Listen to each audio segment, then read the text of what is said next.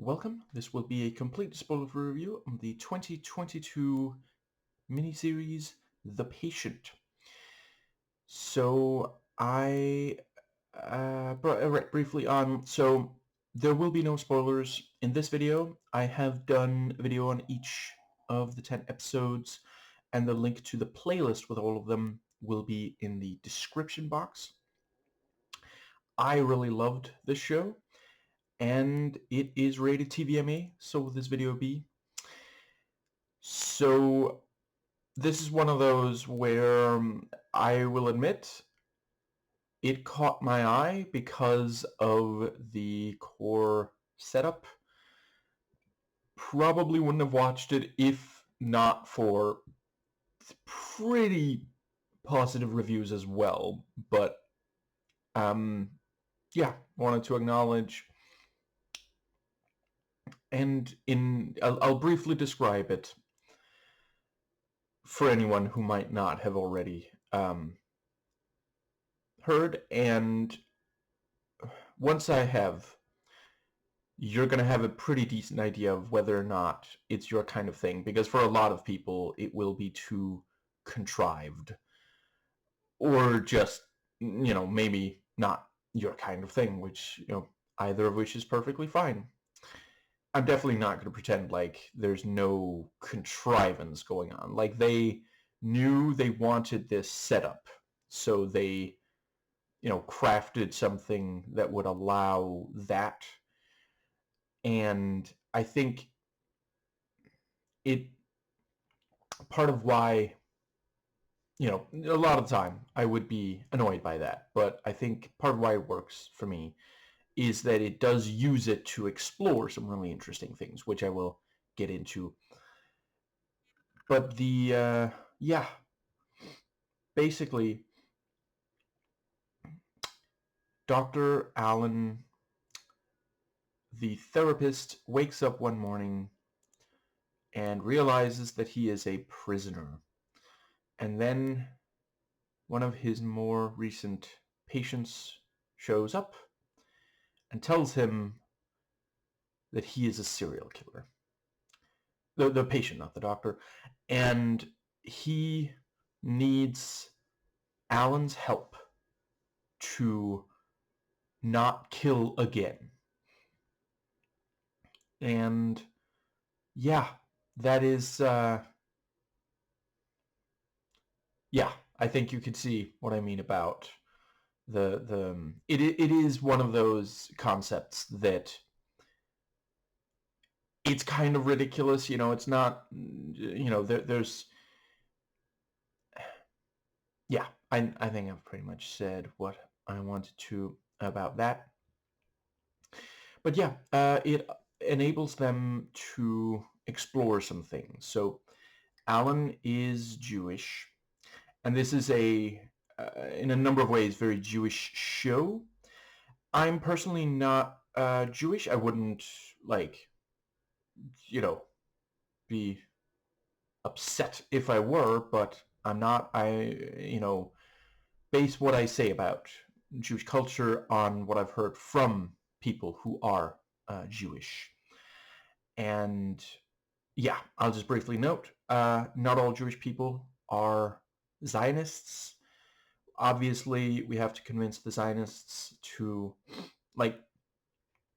we have to put sufficient pressure on the Israeli government, and part of that can be convincing Zionists to no longer be Zionist, which every so often happens, and some of the best, at helping, verbally fight back against Zionism are people who were raised to be Zionist. But yeah, we gotta get the Israeli government to stop committing a genocide against the Palestinians in Gaza. Let's see. And there was one brief bit where I was a little bit concerned about if this show was trying to make some kind of Zionist, statement. it is definitely in part about the Holocaust. And I am not the first person to note part of the genocide that Israel is carrying out in Gaza. You know, part of it is like revenge for, they knew that for the Holocaust, they knew they couldn't actually, you know, like they didn't take. I definitely think that it should never be forgotten. I'm personally a big fan of the idea that Mel Brooks, came up with, or at least supported for the producers. Um, you know, use mockery in order to help. Yeah, uh, but and there are also I guess I'll get into that later in the video. But the yeah, most of the time it doesn't feel like it's being Zionist, the show, and basically it brings up the Holocaust, but like you know Alan being a Jewish captive by someone who's killing a lot of people, that does, and they make very direct allusions to it with imagery and such. But the serial killer, Sam, is not Muslim, much like the Nazis weren't. They actually were bigoted against Muslims as well. They made sure to cast this, very Aryan-looking young man who literally did play the Star Wars equivalent of Hitler. So, yeah. And I think that might just about cover. Yeah. So it brings up the various, feelings that a number of Jewish people have had about the Holocaust. One of the major traumas of their people and their culture. That you have this thing about, like, is Alan going to fight back, like physically? Is he going to try to reason with his captor? And yeah, they have there are these dream sequences where he will imagine, you see prisoners during the Holocaust, the yeah, and let's see. Obviously, there's a lot that I can't get into about that because it would be spoiler. But I feel like there was at least one more thing that I could say about that. Let's see. Maybe I'll think of it later in the recording of this video. So psychological accuracy, authenticity, and level of detail are all great. There's I really appreciate that. I won't give away if it's all, but a substantial number of the major characters here are actual people. They're not like overly just cartoonish in either direction. No one's a perfect victim. No one's a like complete villain that just has no, like, okay, to be clear, it's not saying that, oh, maybe the serial killer is doing something good. It is very careful to avoid that. It humanizes at least one of the people that he might kill.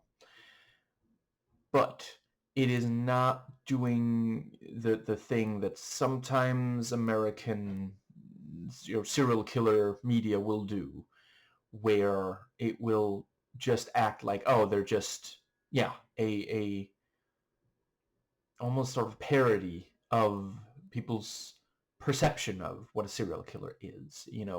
We understand why he's doing it. We just never approve of it. And that's such a crucial distinction to make. At no point in this, not for a fraction of a second, did I find myself thinking, oh, I certainly hope he kills that guy. And that, again, is something that felt like an area where it distinguishes itself by being more of a Jewish piece of media, less of a, white American piece of media. I guess I will briefly, to be clear, I'm not saying that no Jewish person has ever, felt, revenge or something, but there is a chunk of Jewish culture is about understanding and remembering bad things. Not just it's not the Western cowboy thing of just the hero comes in and saves the day, and sort of, it's more that, well, something bad happened, we have to understand it. And I think that might,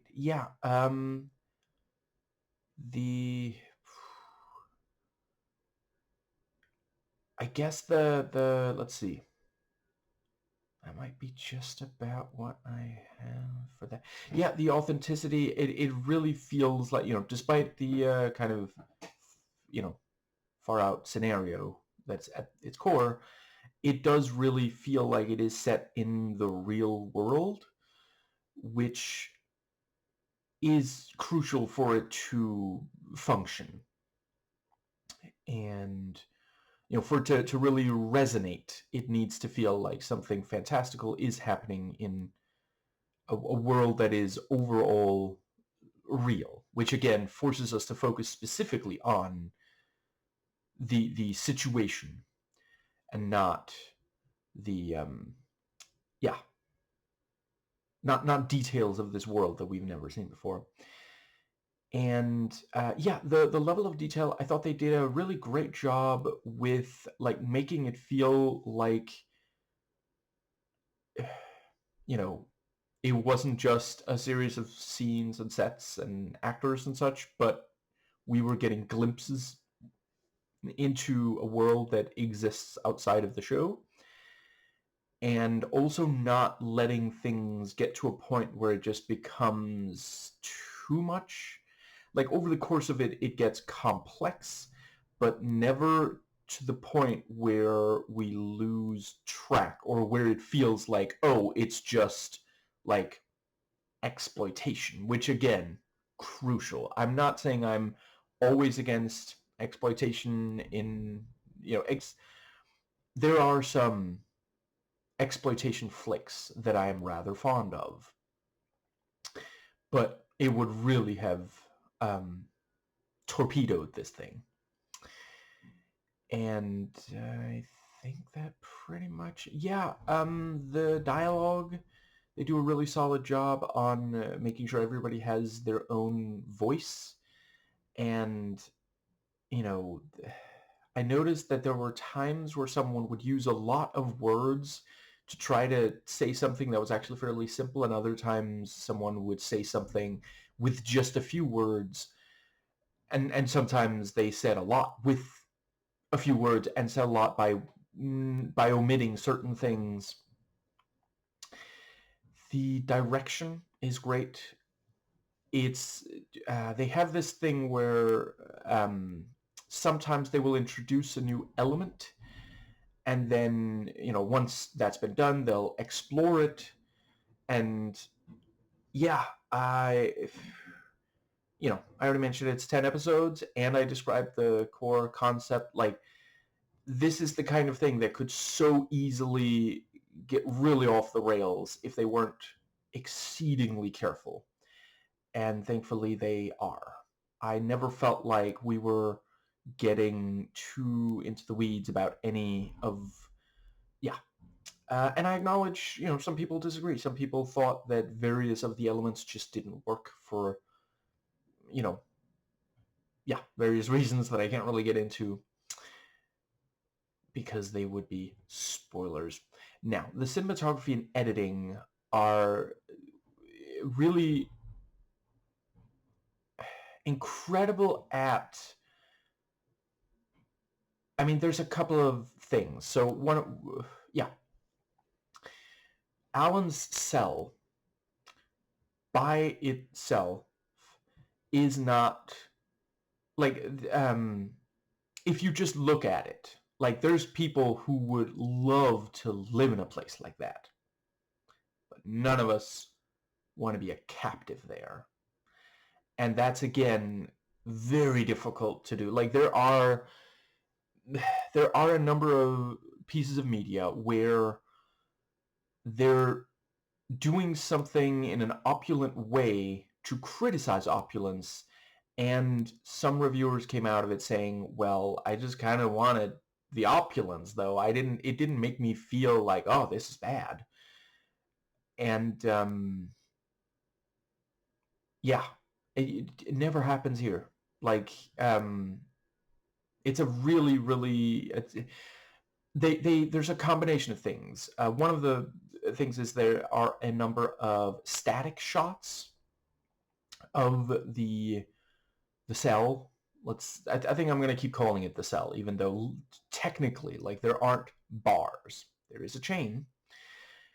And the way that it will repeat shots of Alan, he's chained to, there's this bed that he can sleep on, which, again, like, there are some people who would be like, wow, I want that bed, but not having to be chained to it. And the chain allows him to walk a little bit away from the bed, not particularly far.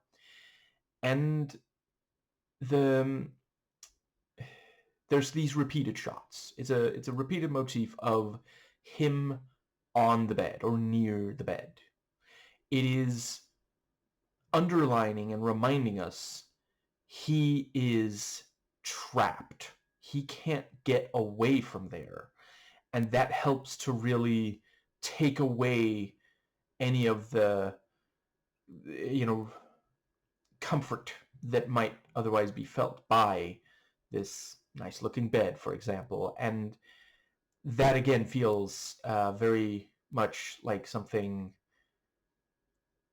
that is a big thing for Jewish culture. This, like, having this thing of, being able to acknowledge, yeah, like, under other circumstances this would be nice, but we can't ignore what's going on here. And there are a number of conversations. One of the things going on here is these therapy sessions, so that means that for it to get the desired effect, achieve that, certain things have to work well together. I already mentioned the dialogue. Another thing is acting, which I will get to. And editing. They really nail the rhythm of editing dialogue scenes to where sometimes when it uses close-ups, for example, and some of the angles, if it is a neutral camera angle or if it is more of an ominous one, because like, under the best of circumstances, therapy can be tense, but when you're trying to talk down a serial killer, that kind of goes up several notches. And yeah, Alan is worried that he's going to fail. He's, trying to find the right way to say things so that the serial killer doesn't serial kill. And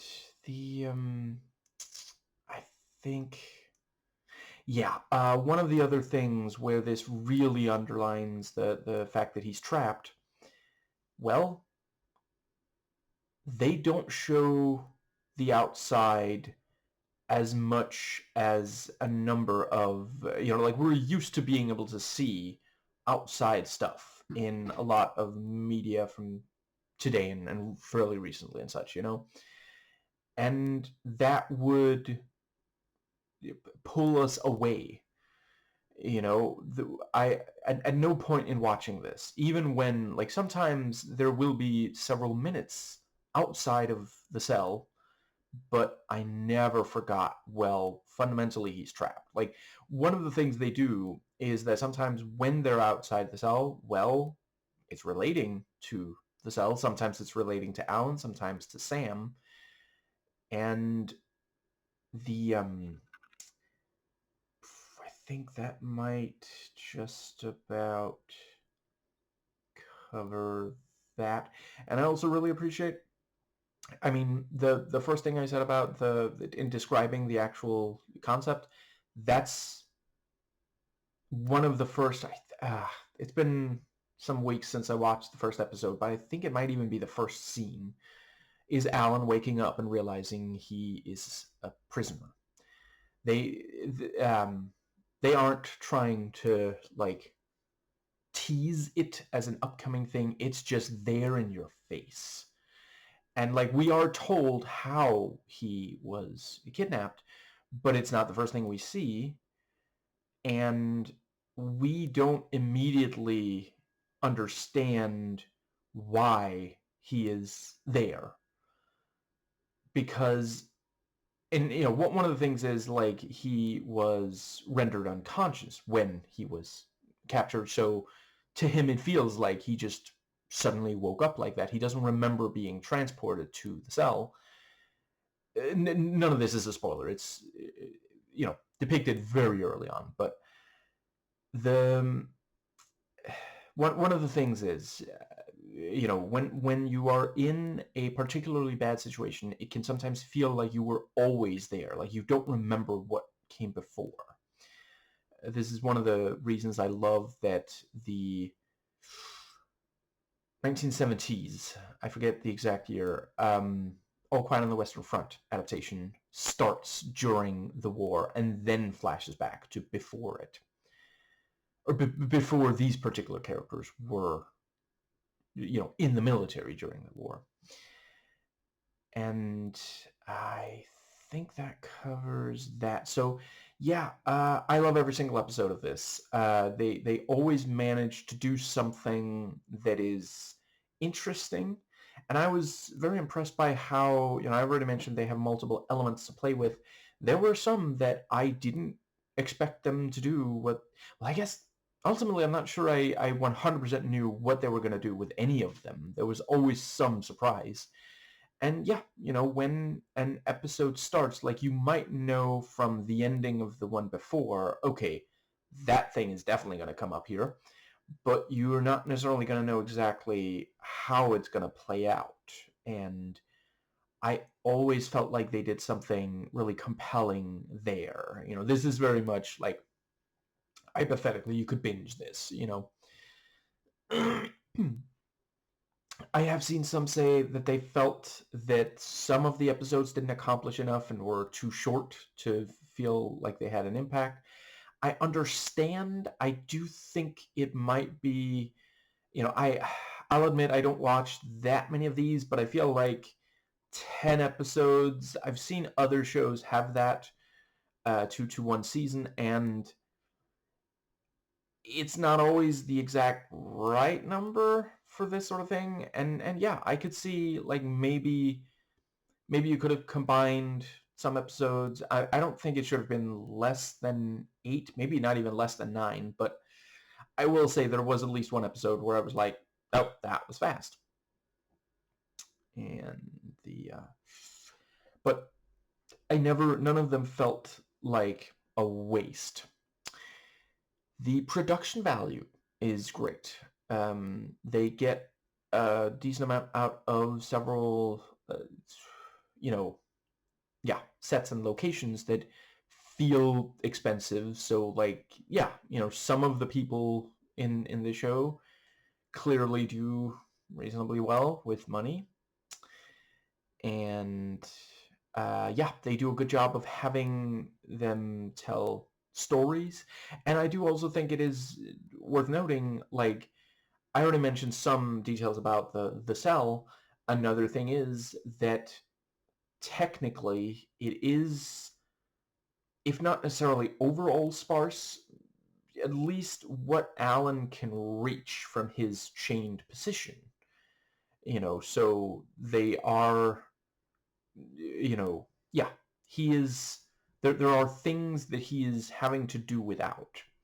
And at the same time, and I think this was very clever, he does get enough food, and Sam is actually like, he brings him varied food, and he'll show up and unwrap the food and say something to the equivalent of, this is going to blow your mind. You have never had, have you had this dish before? Okay, well, you've never had it like this. This is the best place in the entire city. Just let me know. It's amazing, right? And that, like, the fact that like, Sam is so used to this just being normal that he struggles to understand that to Alan, this is completely beyond the pale. This is in every way unacceptable. Sam acts like they're like roommates almost. It's not all of the time, but and that's such a good way to illustrate that. And I think that might cover the costume department also really show up. Everyone, you know, yeah, things are communicated by the way they look. Same for the makeup department. The music is also great. That's one of the areas where they're really able to build tension and suspense from this situation.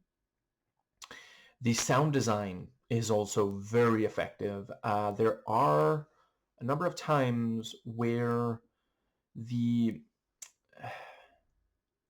fact that Alan can't move very far from because of the chain, means that there are a number of times where he'll hear something and he can't see the source of it, and he can't go to see the source of it, so we don't see the source of it either. That's another area where it I guess so I've already mentioned we don't spend that much time away from the cell, but when we are in the cell, it is also very frequently Alan's point of view, not Sam's.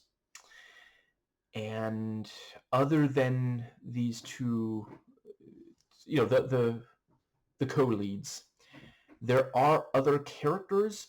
I can't go too much into detail about them because it is very much a case where you'll want to not know very much. But I will say they really, some of it is like, yeah, it's not a spoiler to say, we see some of Alan's family, and they did such a good job crafting this believable family unit with like ups and downs in a way that really felt like just, yeah, um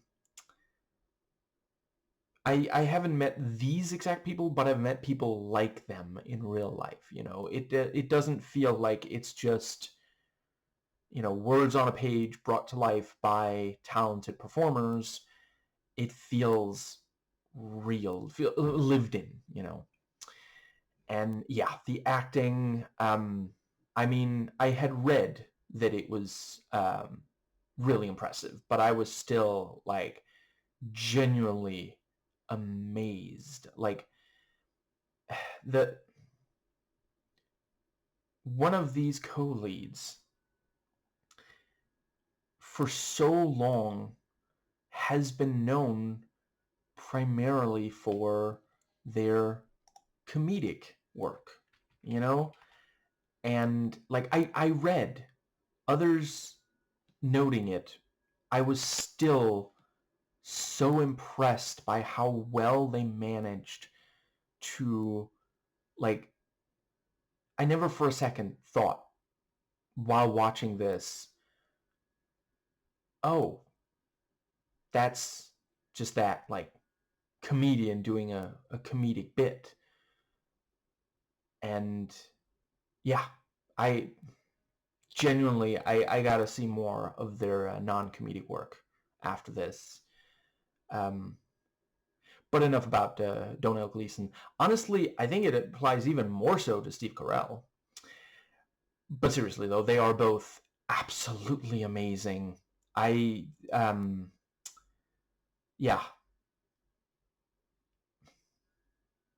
the little things where, um, like Carell, I'll admit I'm not that familiar with his comedic work. I've seen some of it, but not that much. But I've seen a bunch of clips, and like, yeah, I recognize, oh, he smiles like he does in that clip from the comedic thing, for example, or, you know, yeah. But he's very careful to, there are times where this could easily have felt like, oh, is this like Michael Scott? Is that his Office character? Like, there's, but he's very in command of his performance. And yeah, it never happened. Yeah, Gleason, like, literally everything I see him in, I absolutely love him in. Actually, I think, yeah, I guess I should briefly note, this might be like the one. Holy crap. Honestly, if I'm really thinking about it, I think the only thing I've seen Steve Carell is, other than, let's see, he did that thing with Stephen Colbert, Stephen versus Stephen. I saw a little bit of that, but like, you know, acting in a movie or show or such, I think Bruce Almighty might actually be the one thing I've seen Steve Carell in. I'm not offhand thinking of other stuff. Anyway, Gleason, fantastic. Every single time I see him I have seen in, it's there are getting to be several things that I guess I could just very briefly. So, other than this, there's Star Wars. There is Mother! Exclamation point. The crap. What was the other the movie with the hold on. Okay, it's right on the tip of my tongue. The I can't believe it. Okay, I swear I'll only give it a few more seconds and then I'm gonna bail if I just cannot remember what that movie is called. It is called Ex Machina. And across these, like, he plays such different characters. I mean, I pointed out that he also played Star Wars Hitler, but like, this is a very different, they are both capable of evil, but there's a lot of differences between them. And yeah, like, so far, it seems like when he is cast, they tend to be very aware of, yeah, he's got this angelic face. He looks, like you. sometimes I feel bad for acknowledging it, but yeah, like, I'm sorry. I sometimes find myself, if I look at someone who's conventionally attractive, I'm going to think, oh, they're trustworthy. This is a good person. I acknowledge that that is something, we have to be very aware of and not let ourselves, trust the wrong person. That is part of why, there are some real life serial killers who are able to charm their victims. And that's part of why they were able to. Yeah.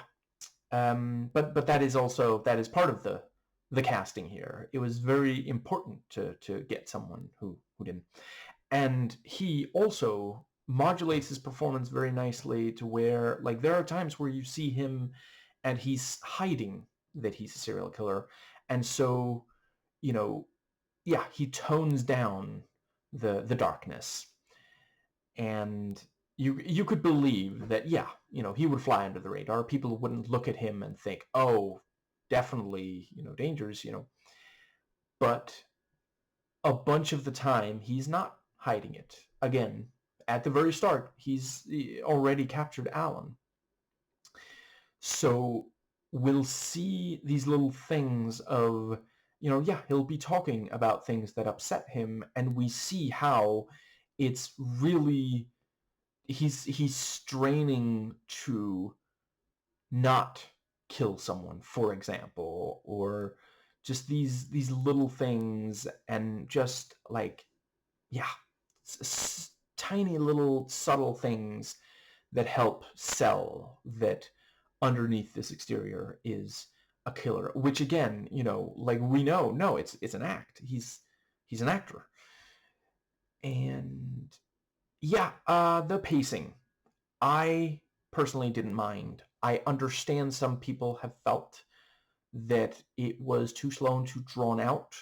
And certainly, like, if you hear, oh, it's about a serial killer, like, you might think that he's going to kill, like, substantially more people over the course of this.